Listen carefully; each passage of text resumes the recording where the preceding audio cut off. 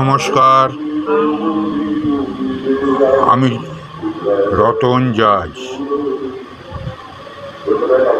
আজ রামবাবুর আর ফটাফট জয় মা কালীর টিপস নিয়ে চ্যালেঞ্জ ফিগার দিতে এলাম। আজ 20/4/2025।